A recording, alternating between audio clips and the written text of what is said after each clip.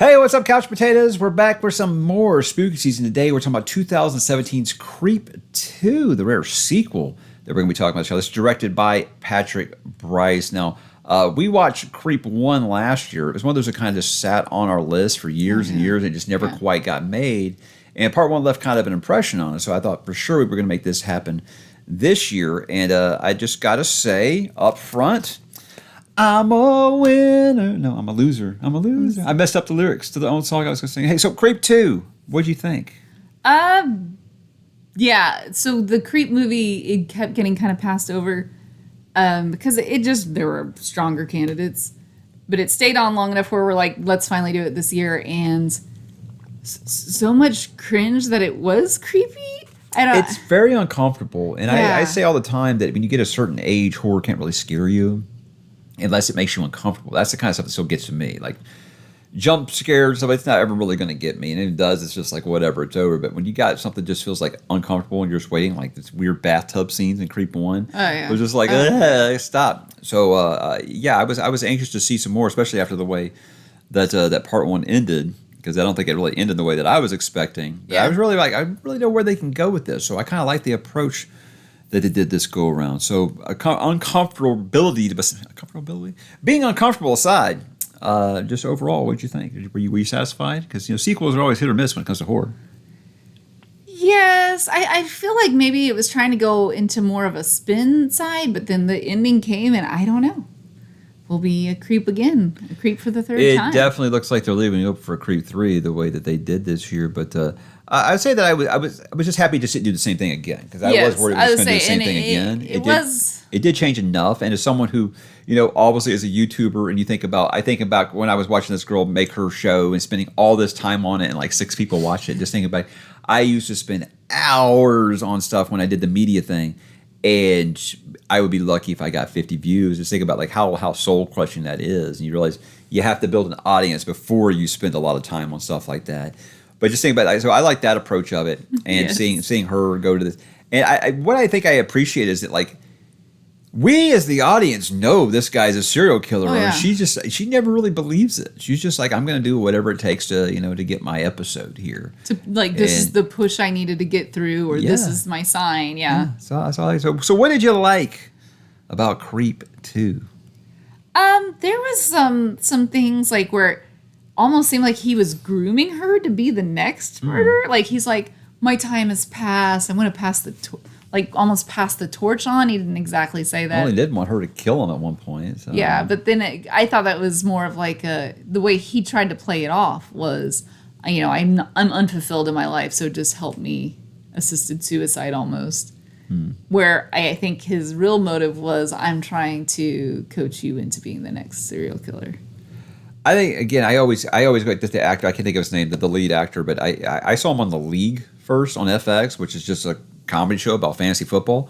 And so I keep waiting for him to make some jokes or something, and he's always just like right there, but he never really quite does it. But it has those same uncomfortable moments in this, I think, like where he's like sitting in the creek and he's snapping because these birds keep making sounds. It, like, again, she's looking at like, oh my God, he's such a drama mom or whatever. More like thinking, I don't think it takes very much to send this guy over the edge. And he just says for guys to come over there and like rage murder you, So I like that it kept the same tension, and that this guy's unpredictable. Anything could happen at any moment kind of thing.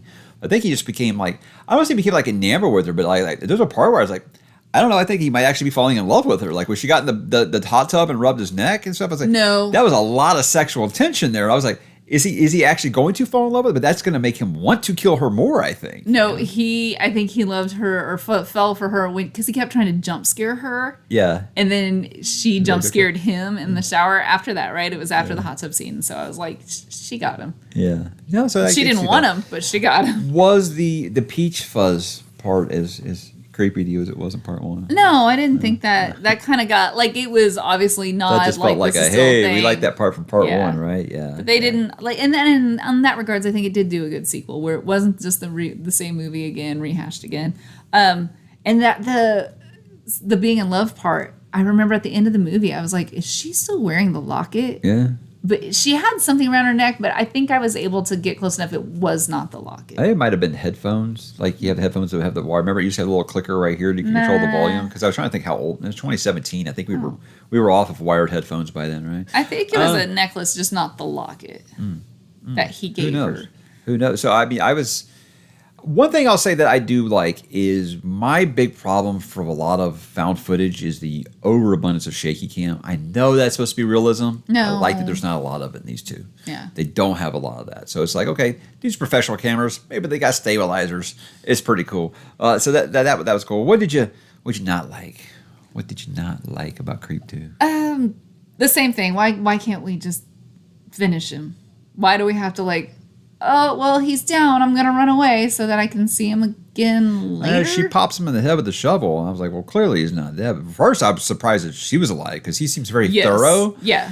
I don't think there's very many serial killers that aren't thorough. Like, he tells the story about the guy that was going to kill him. Instead, he kills that guy instead. And that's kind of like how he started. That could be complete bullshit, but they could have been like Joker in Dark Knight, basically telling 3 different ways he got the scars. Mm-hmm. That could have been complete bullshit, but I was like, that's a pretty good origin story if it isn't. But I just have to be way more thorough unless he just he didn't want to kill her. I don't know. So I had questions really about that whole act, but the whole time it's just but in this idea that he wanted to eventually be dead anyway because he no longer finds joy, did he not kill her so she would get up and kill him and make her the next murderer? I thought it was going to end after he does that, puts her in the grave. I thought it was going to be like the story. He was just going to lay down and die next to her. That's what he wanted. But then he crawls out and says, I don't think I'm going to die, and then she whacks him in the head with a shovel. But then you get that weirdo ending. For me, I guess you say it's a bad because I don't know. I mean, this is 7 years old now, and I haven't heard anything about a Creep 3. So I think I would call it bad. Is if that's your ending and you're not going to let us know anything, that just seems really, really cliffhangery. Because clearly he's the one that's. She looks up at the end. Does she recognize him? There was something in her eye. You think so? Yeah. All right. So also that weird song. Oh yeah, I can't remember what it was called. Some kind of weird name. And think was it was her name. Is she asked the Amazon speaking device to play the song, and it was a real song. I was like, I would think it was a real song. So that was interesting. Somebody likes their juicy fruit. Somebody likes the juicy fruit. It's her name. Rachel likes her juicy fruit, or I can't remember her name. But yeah, it was something like that. All right, well, just overall, I mean, I enjoyed it. I had a good time with it. It was one of those where I just liked that it wasn't the same movie again. I was really worried it would just be another person with the same kind of thing. And it opened with that. The cold open was basically that if you had done that whole first movie again, and you could just tell his heart wasn't in it anymore. He just wasn't really interested anymore. The midlife crisis of a serial killer. Yeah, everybody's got one, I think. I enjoyed it, even though it's painfully cringe. Mm-hmm. Watching him have his 3-year-old tantrum and just watching this girl push through for her artistic break, but it all works. It's so funny for me because, like I said, I saw this actor on The League first. So at first we started watching, I was like, he looks just so strange with long hair and a beard. Now go back and I think, no, he looks weird without it now. So I don't know. I guess he did a good job with that. Star rating, Pumpkins. 3 stars because They for a sequel, they did a good job. They pulled it off. I think if you hadn't watched the first, you could still enjoy this one. I think they do enough recap or filling in at the beginning. You could still have a good time with this movie, and the end was good enough where I'm like, I'd be up for a Creep 3. And then Pumpkin wise, just the 2. Okay. There were some cringe scenes that'd get you the 1, but there was a couple good scares in there.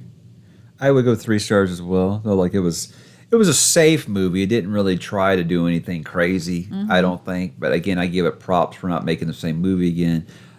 For me, I think I'd actually go 3 on the Pumpkins because, like I said, for me, what gets me personally is being uncomfortable.